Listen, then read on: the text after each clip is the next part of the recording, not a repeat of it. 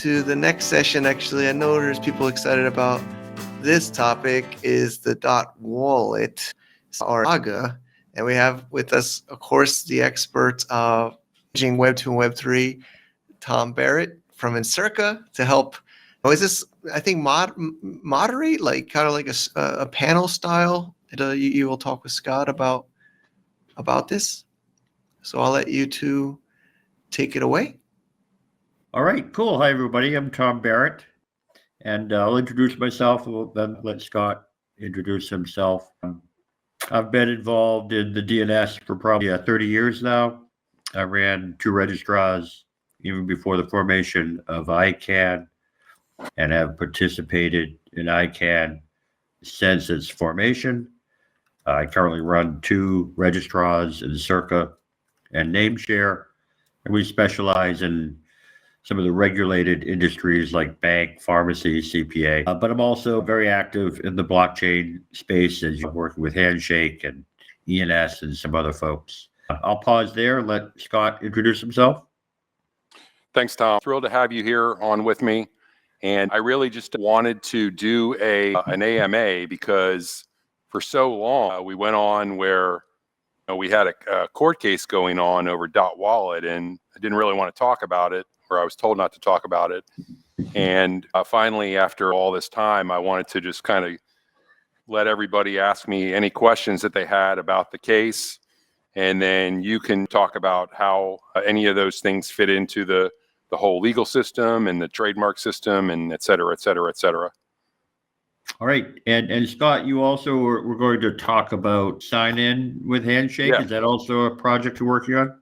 Yes. And if we have time at the end, I actually have a real quick 1-minute example of using HNSID tokens to sign into a site I can show. Cool. All right. So I see 2 questions. I don't think they're for us, so I'll clear those out. I'll look at the chat. So open-ended question for you, Scott. What's your current attitude or feelings about the situation with .wallet? .wallet is now to the point where we wanted to be originally, which is we have a top-level domain on a decentralized blockchain, and we have decentralized second-level domains that function as digital decentralized identities that we are, I guess, selling and making available to people. All right. And how are they using these names? Well, right now, there's limited utility. So what we need to do is we need to create and make utility. So but that's a good place to be. I mean, it's much better to have that as your mission and focal point of work than defending a lawsuit. Mm-hmm. And how do you coexist with Unstoppable .wallet?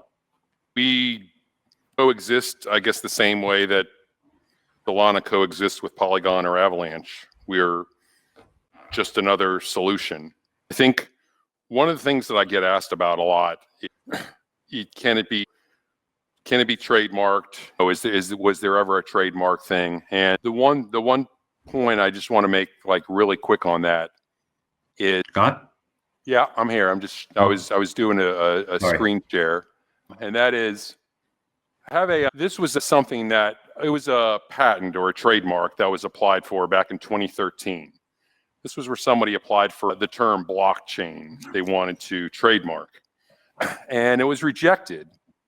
And the reason that the USPTO rejected it was because they said the term blockchain is not a source identifier for a particular entity, rather as evidenced from the term blockchain, along with terms such as bitcoins, mining, wallet, etc., are in the public realm to be used by all who participate in cryptocurrency. It is not a term that can be trademarked by one entity. So that was that was ugly. So that was kind of the central foundation of our case. And you might be able to add to that with by expanding on that a little more, because I don't have as much knowledge as you do on that. Yeah, no, absolutely. So there's a generic explanation and then a more domain name specific one. But generically, you cannot trademark something as descriptive of what you're selling. So I cannot go get a trademark on the word pizza if I sell pizza. And so that's not something that you can get trademark registrations for. I could get a trademark on pizza if I'm selling bicycles and I have to be calling them pizza. So you can actually, as long as you acquire a secondary meaning, you can certainly trademark generic terms. But if your intent is to trademark a generic term and use it in its generic sense, it's not trademarkable. Now, the USPTO, the U.S. Trademark Office, has also specifically said that domain name extensions cannot be trademarked. And that was the defense that Unstoppable tried with .wallet. They have multiple filings with the USPTO on a variety of their different extensions. All of them have been failed or rejected by the USPTO. And this actually brings us around to another topic. When ICANN launched their round in 2012, quite a few applicants thought they could get an edge by filing for trademarks for their strings.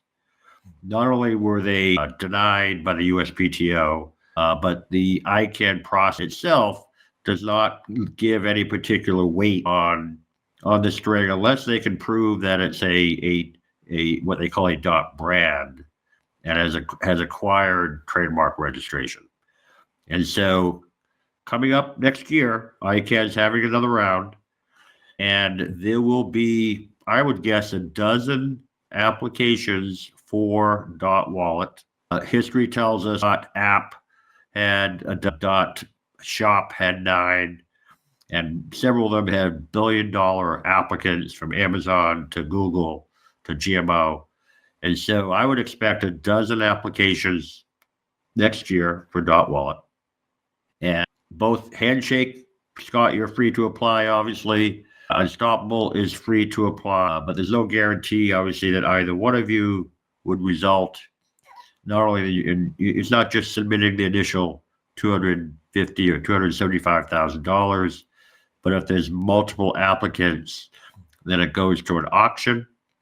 So .shop, for example, ended up selling for over $41 million. .web sold for $135 million.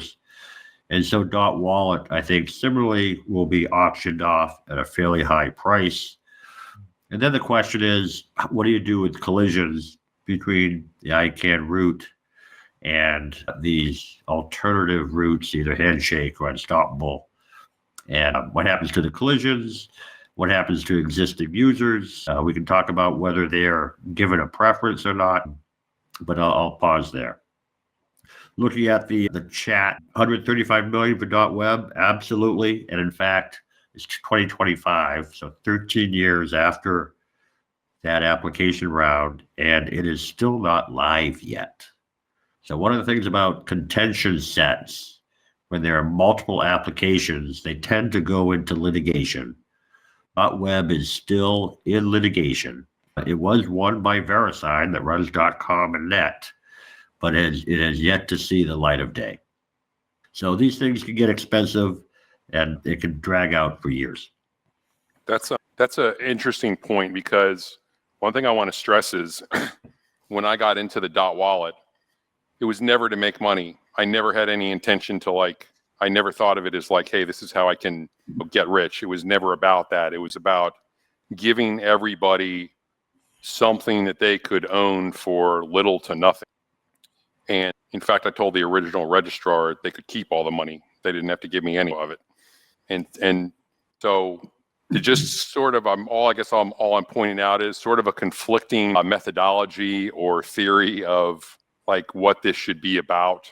I understand corporations, and I understand, how they view things, and I get it.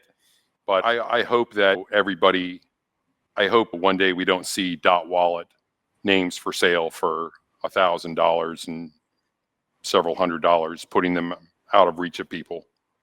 Thanks, Scott. So do you want to, so I think one of the key themes I've heard today from Jihan to Alani was we need to start getting practical. I loved, as many of you, I love the original principles of Handshake, but it's obvious. I don't think it's going to replace the ICANN route anytime soon. It doesn't look like it's replace CA authorities, certificate authorities, although that's going in a different direction anyway. But the real challenge, I think, is how to pivot Handshake. They've done some great innovations, and how to make adaptable by a greater marketplace, which may mean somehow, as Jihan said, some other blockchains or other projects. I wonder if you want to talk a little bit about your sign-in with Handshake, because I happen to think single sign-on from digital wallets is going to be the main use case for Web3. So I'd love to hear what you're doing there. Sure, I'd love to show that real quick, and please forgive me for the few seconds that it's going to look like you're on the matrix here as I switch windows. Okay, thank you very much, screen. Okay, so basically, what we're trying to do is we're trying to figure out how can we give utility to these tokens, and with something decentralized, obviously, identities is obviously it's something that's talked about globally, and it's something that various places are putting forward solutions to do. And I just wanted to show an example of how a project can utilize Handshake second level domains, we'll call them identities, to create their brand, or not their brand identity, but their customers' identities, and manage them. So here's just a sample site. This is not live. I mean, it is live, but this is not like an in-production site. This is something I was just working on. But the way this would work is you would connect your wallet, which is MetaMask. It's going to pop up all the SLDs, all the HNS IDs that you have, that you own in your wallet. And I don't want anybody to think I'm squatting, because I know that's what they're going to think. I'm actually holding this for Namecheap, and they can have it whenever they want it. So I can choose which identity I want to be on this site. Okay, now it says I'm Scott.wallet.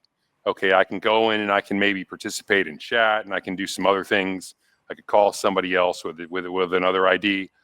Let's say I want to be one identity in one room, but maybe when I join like my football fan room, I don't want to be Scott.wallet. I want to be Scott Seahawks fan or whatever. I could actually switch and I can become a different identity.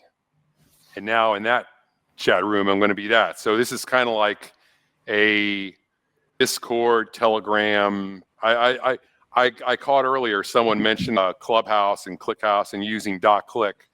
You could configure whatever site to only allow people with whatever domain you want, identities that are minted on that domain to be members.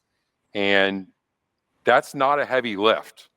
I mean, this is not a lot of code. It's a pretty simple sign-in routine. So, mamma mia. That's great. Okay. Yeah. So that's just something I wanted to show, that there is one use case that is simple to employ, simple to build, simple to develop. I know other people are doing it already, and that's great. I would say get building. Let's start getting these things put to use. That's great. That's great, Scott. And I do think you're on the right track. So I happen to think there's been a lot happening recently. Just this week, the folks at Freename/Web United essentially announced that they can tokenize any ICANN TLD, any ICANN domain name. So you're starting to see this blurring of Web 2 and Web 3. A startup D3 raised $25 million at the end of January, again, to tokenize existing ICANN domain names. Of course, we see Unstoppable also pivoting, becoming ICANN accredited as a registrar like Freename, and starting to tokenize ICANN names. So with that pivot, the advantage they have obviously is that they have a framework that is consumer trusted. It holds bad actors accountable for impersonation and other abusive behavior. So how would you suggest Handshake gain that same sort of trust and hold bad actors accountable? That's a really tough question, and I'm probably the wrong person to ask. Not just because I don't really have an answer, but because I'm one of those folks that hopes that the market will work itself out. I'm kind of like the 100% non-censorship person, but I understand the problems that come with that. I totally get that. It's more like a political thing to me, I think. Okay, thanks, Scott. Any other questions from the audience? I mean, I'll throw one out. Is it realistic to stay rigid about this being uncensorable? Is that going to fly, or is that practical, given that there's no accountability for bad actors? Well, let's kind of transition that into the earlier discussion about the .hns top-level domain idea. So what happens when let's say I own .meta on Handshake? I don't, but let's just say I did. And let's say I now bridge that to .hns, ICANN TLD. And so now there's a meta.hns. And at that point, ICANN steps in and says, hey, you need to take care of this. This is not going to fly. This is a problem. And what now? Do I lose my Handshake name? I mean, that's not really possible. So it means it goes to court. And now we got another issue. So I don't know. Well, there are a variety of ICANN TLDs that have done Web3 integrations, and they've followed different ways. They have different ways to do it. I'll give you some examples. So .locker, and the thing, by the way, where many of us have spent a lot of our energy the last few years in various silos. The emergence of smart contracts and NFTs on Ethereum really produced a lot of innovation. I'm actually watching level 2s on Bitcoin. I think they're going to surprise people. And I know that Mike Carlson, who comes out of Handshake, is doing a lot on spaces right now. So I like quite a bit of what he's doing. But again, I think that what you're going to see out of the standards bodies like IETF is what they call responsible DNS integration to Web3. And you need to synchronize the life cycles between Web 2 and Web 3 if you want to avoid both law enforcement and intellectual property issues. There's some folks over on ENS who are running a gateway. You may be familiar with ETH.limo or ETH.link, run by a pair of brothers down in North Carolina. They recently had to go to the ENS DAO and ask for several $100,000 in grant money just to pay their legal fee, because they're allowing AMs to resolve through ETH.limo and ETH.link. And so it's a serious problem. It's a serious problem for consumer trust, that consumers aren't sold counterfeit goods, fake drugs, for example, or don't have rug pulls happening to them. And so that's part of what getting practical, I think, is all about. You need to take some innovations, but back off on some of the idealism if you want to commercialize what you have. That's good advice. And also, I want to make sure that I get this in. I really want to thank, and we all should thank, Namecheap, Namebase, and Richard Kirkendall for funding that lawsuit. I want to make sure that they get recognized for doing that. We would not be in the enviable and beneficial position we're in today without that. So thanks to them. Yep, I would agree with that, Scott. That was a great public service. Any other questions or thoughts from the crowd?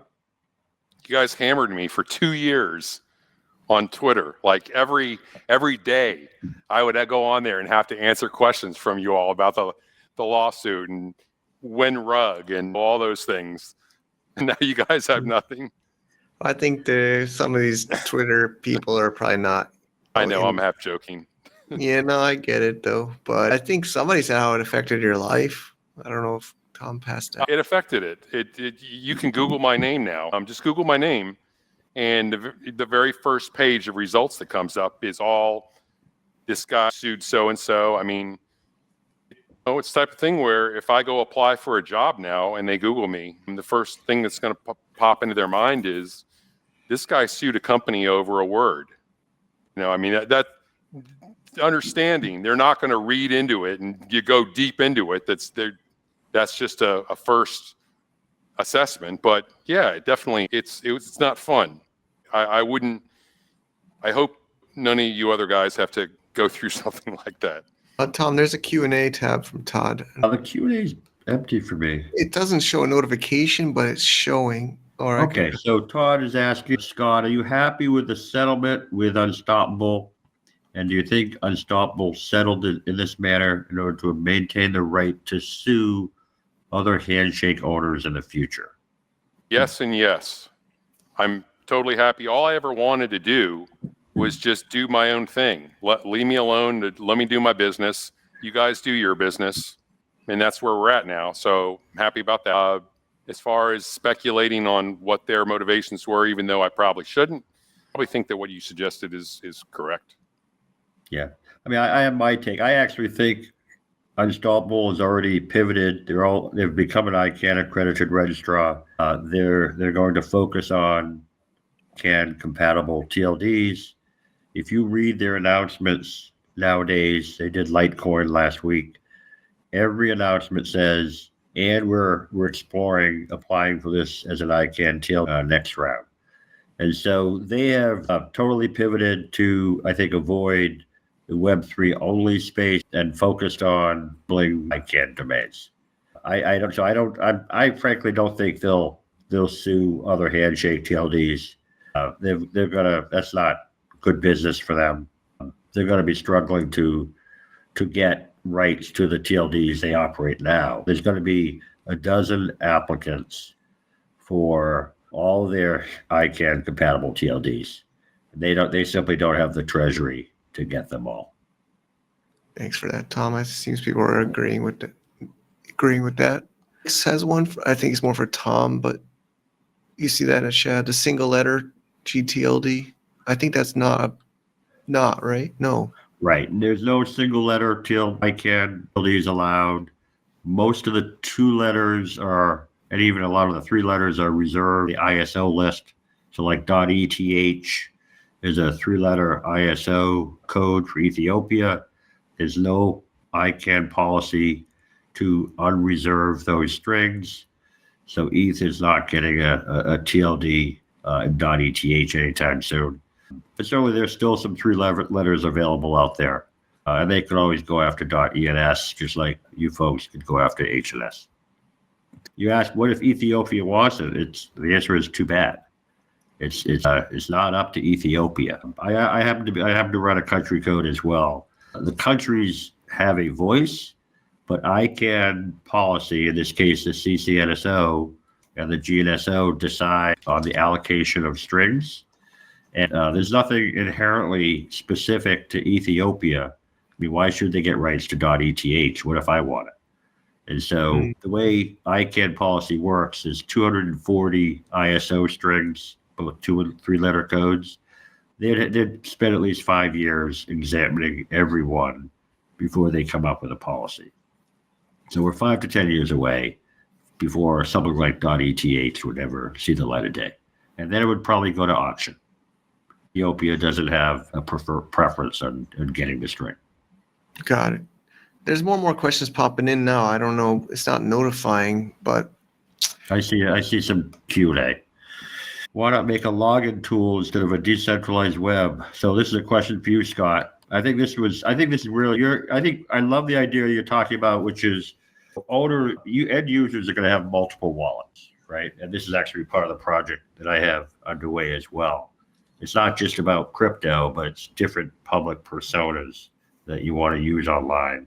And to the point here is those different personas. I think your intent was that they could be a single sign-in to different networks, gaming networks, or social media. Is that right, Scott? That's correct.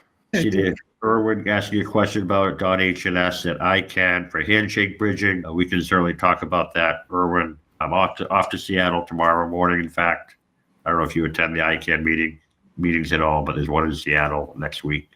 But it'd be and I'll be at NamesCon in the fall. If you folks are gonna head off to Miami, then I'll be at CP Summit in Hanoi in May. So I'd love to run into some of you folks if you're attending ICANN, CP Summit, or NamesCon. Great. I'm just checking what a CP one is. Oh yeah, Contracted Parties Summit. Okay. Yeah, Hanoi the first week of May. Okay. And those are free to attend. You just need to register. Irene's based there. She was here earlier. Okay. But thanks both of you for helping in your specialties. To Tom for always being our our ICANN and our registry expert, always helping us get these answers and insights. Yeah, and Scott, thank you, Tom. Yeah, thank you. Thank you, guys. Thanks, Scott. Thanks, Mike. And thanks, Scott, as always, for fighting the fight for us. And I'm glad it seems like it's over now. And I hope life is back to normal, because I know it was a lot of stress for you. So, okay. Thank you.